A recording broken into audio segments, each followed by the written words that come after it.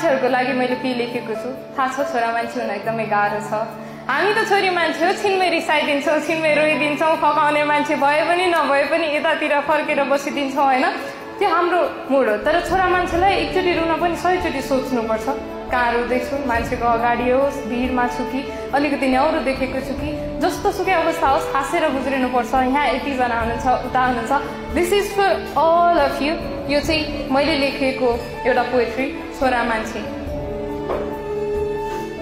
छोरा मान्छे सुन न, आज मनैदेखि एउटा कुरा भन्छु नि ल, जिन्दगीको यात्रामा तिम्रो सहयात्री बन्छु नि ल। थाहा छ तिमी छोरा मान्छे हौ, परिवारको जिम्मेवारीले तिम्रो काँध दबिएको छ, उमेरसँगै नयाँ जिम्मेवारीहरू थपिएको छ।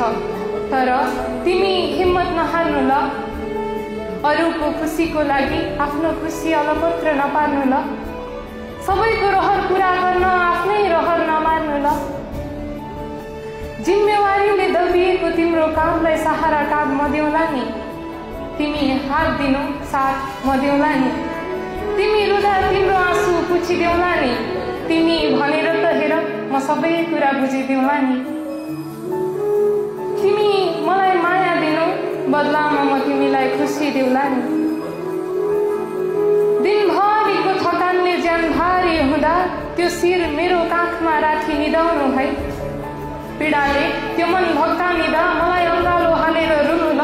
म भन्दिन छोरा मान्छे भएर नि रुन्छ भनेर, म भन्दिन कि छोरा मान्छे भएर नि रुन्छ भनेर, किनकि मलाई थाहा छ छोरा मान्छेको पनि मन हुन्छ भनेर।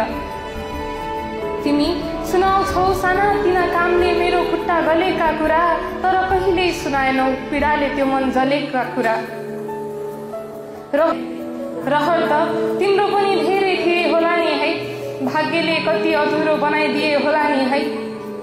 केही छैन तिमी सुर्ता नगर, बाँचुन्जेली सँगै बाँचौँला, चितामा सँगै निदाउला नि। दुनियाँ सबै टाढिए पनि हामी एकअर्काको अँगालोमै हाँसेर जिन्दगी बिताउला नि।